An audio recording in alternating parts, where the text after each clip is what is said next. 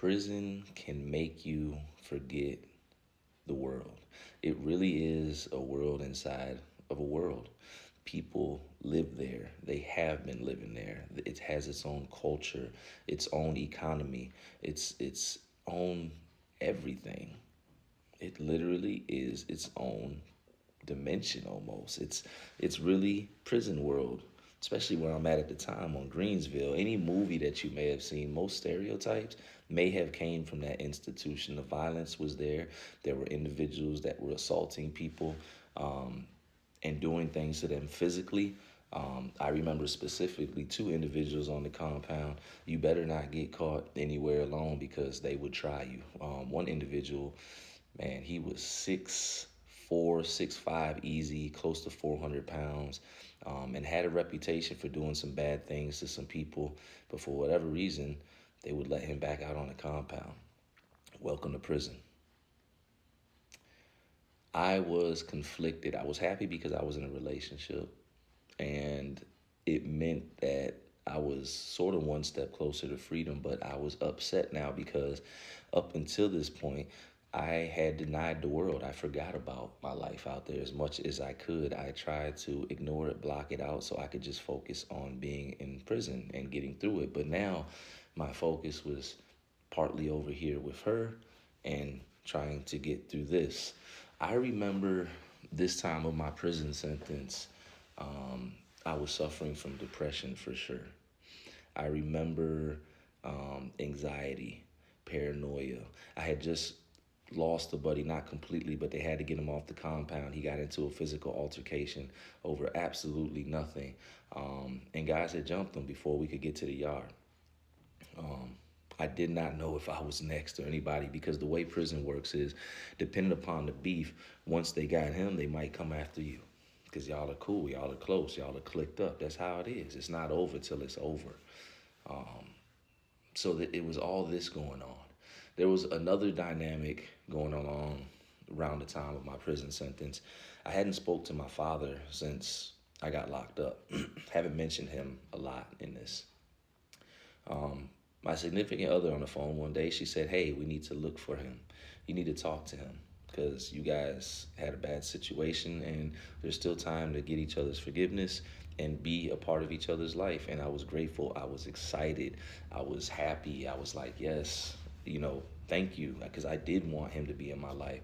And she had looked him up because we hadn't found. I didn't know where he was at. I didn't have an address. I knew he was in Texas from when he left me and my mom. She found him. And I was happy. She found an address. I was excited. She ended up getting the phone number somehow. I guess it was public record on Google.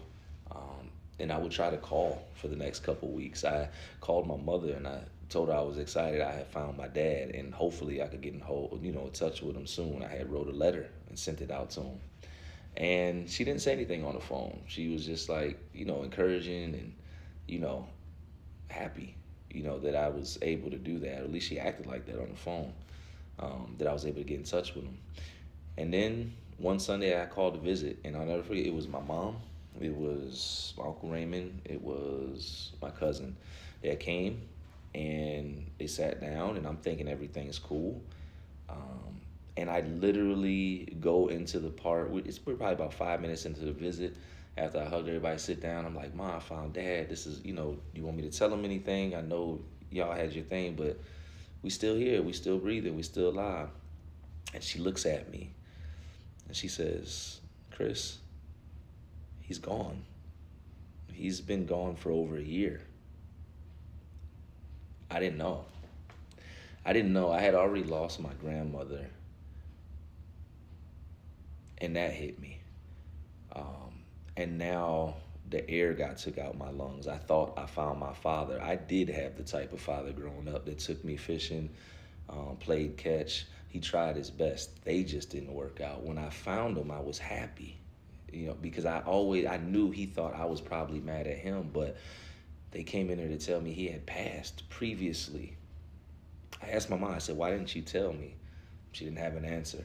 My mom had the bad track record of not telling me when things happen because she didn't want me to worry. But the problem is eventually I would find out, and the anxiety and all the other emotions would come rushing up even heavier. I wish she had told me the first time on the phone just so I can breathe and start processing it. But now I'm in visitation and I find out my pops, who I thought was alive, is dead.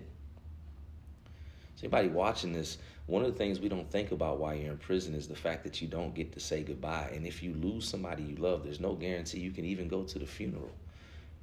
They have to be immediate family. You have to get signed off on. You have to pay. You have to have security. The warden has to agree. There's so many different things. You do not even know if you get to say goodbye. This is when I started to learn about the value of life, truly.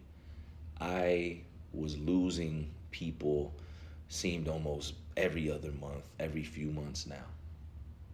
I couldn't take it. I was losing my mind. It started to make me realize how much of my freedom in life I was missing. Life kept going on. I was getting older, though I still felt 19, which we'll talk about. But I needed to realize everybody else was too. I needed to realize that life didn't stop, that life wasn't going to pause just because I was in here, that it might not be okay with everybody when I come home. I had to come to the realization. And I didn't want to think about it anymore. I did not want to think about it anymore. And I would do things to try to get away from it. You know what I'm saying? I started smoking feezies or whatever, the funny cabbage in there all the time. Believe it or not, I started drinking hooch. I was just in a different place. Like, I didn't really care about making progress. I had hit rock bottom. My reality had finally got to me. This was probably one of the worst penalties that I could face inside of the prison time, something that I didn't think about prior to me going in. And now I'm wondering if my mom will still be here. She's older. I'm thinking about XYZ, if they'll still be okay. I got a cousin that's sick. The list goes on and on. But now my mindset is starting to not just understand, but maybe become overloaded. And it's about this time I really, really need help.